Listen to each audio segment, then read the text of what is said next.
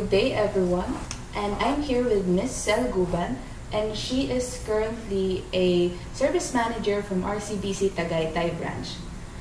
And she is here with us to answer some questions about how to apply management functions of planning and organizing, staffing, communicating and motivating and leading, and of course controlling their organization. So Miss Sel, is it hard to be a manager in your organization? Partly yes, partly carry lang. Kasi yun yung demand ng work eh. So as a manager in your organization, how important planning is to you? Of course, importante yung planning, lalo na kung meron kayong hinahabol na deadline and merong mga report na dapat tatapusin or depende sa demand ng work. So, as a manager po, how can you manage your staffs? Sa banking industry kasi we are guided with policies and procedures. So, parang i-implement mo na lang siya kung ano yung kailangan mong from beginning of day up to end of day ng transaction, kung ano yung dapat mong ipo-follow. And then, sa staff naman, of course, nandoon minsan yung mahirap i-handle na tao, pero still, kailangan nandoon yung pasensya. Kasi hindi magagawa yung work kung paiiralin mo yung role mo as a leader, but kailangan mo pa rin bababa ka sa posisyon ng mga staff mo para walang nagiging conflict or nagiging problema. So, can you tell po about a time when you work po in a tight deadline, and how do you still manage your staffs or your deadlines? Mga deadline kasi sa bank, of course, computerized. So, i-input lang namin kung ano yung mga daily transactions. Pero meron din po kaming mga month-end reports na kailangan namin i-submit, pero minimal naman po yun. So, kailangan namin mag-stay overtime o extend yung oras na mag-stay ka sa branch para lang matapos. Or kaya, there are times na offline yung bank or yung system po. So, kailangan, hindi ka pwedeng umuwi nang hindi natatapos yung work or hindi balansyado yung transaction mo up to the last centavos. So, kailangan mo siyang hanapin, kailangan balance yung mga transaction mo for the day para makauwi ka. So, how do you pass or recommend your employees?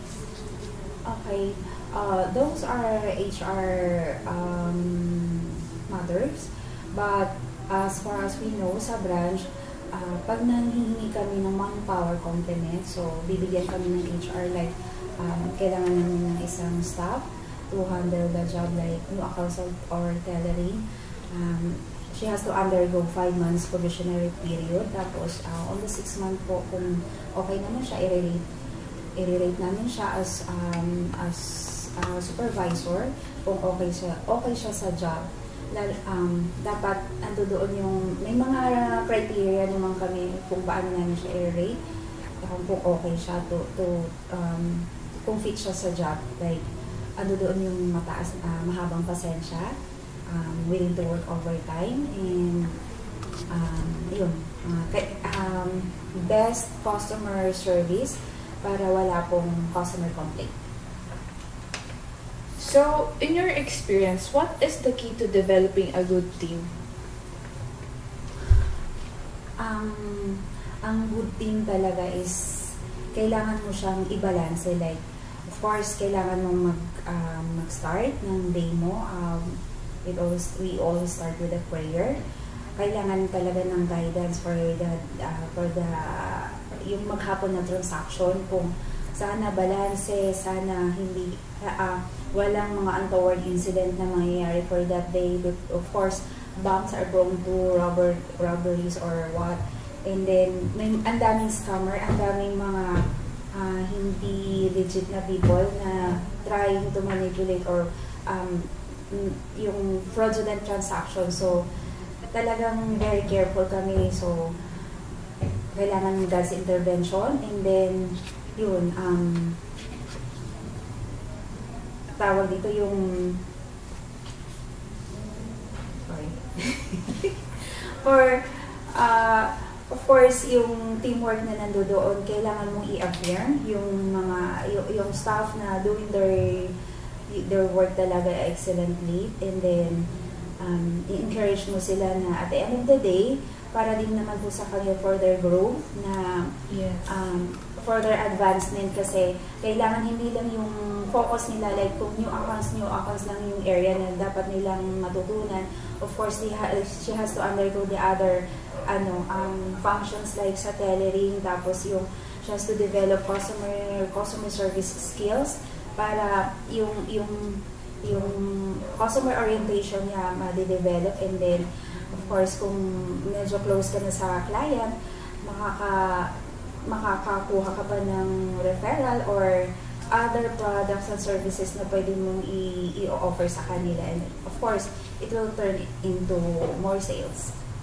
Okay, so how do you help your employees become committed to a job?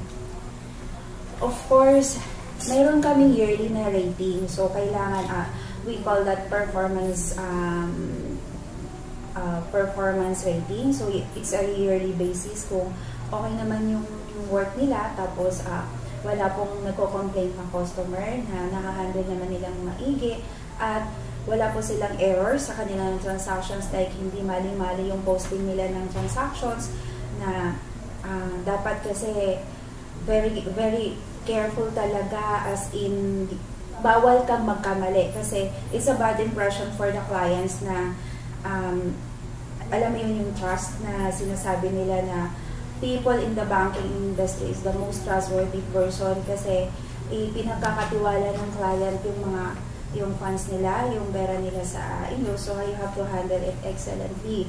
So, sa trabaho, parang hindi ka pwedeng, kung kailangan mo siyang i-triple check, but of course, with time limit, kung kailangan mong i-double check lang yung transaction bago mo siya i-go sa system, kasi parang ang dami implications pag nagkamali ka. So, you have to reverse it, kailangan madaming entries para ma-come up, tapos ang dami mo pa dapat i-explain kung bakit nangyari yung ganun scenario. So, kailangan, yun yung motivation namin sa kanila, na pag walang errors, of course, there are merit increase na magmamotivate sa kanila na kailangan nilang i-perform na maigi yung work nila. Okay, so that's a good advice para sa mga gusto mag-work sa sa trabaho ni Miss Sel. So, last question is, what are your means of motivation? Motivation kasi on our line of work sa company namin, parang kahit papaano, as compared to other companies, so we were given quarterly bonus. So, na-motivate po si staff namin doon kung tapos meron din kami mga incentives, like kung makakapag-refer po sila ng bank assurance like life insurance and non-life insurance, or there are certain percentage doon sa premium, or may mga commissions na nakakukuha din si employee. And then marami pong mga perks and privileges na like yung sa tawag dito, basta yung more on commissions, and then pag nakapag-book ka ng may mga travel incentives, and then pwede mo siyang i-convert into cash kung hindi mo naman siya magagamit, like basta nakakatuwa na fulfilling, na nakakapagod, nandoon na lahat. Of course, lahat po yung perks ng working in a bank, pero kailangan lang talaga madaming baon tsaka and pasensya. Okay, thank you, Miss Sel, for today. Salamat din, at hopefully nakakapag-share ako kung ano yung dapat kong i-share on my line of work. Thank you. Okay, so that's it for our management. Thank you.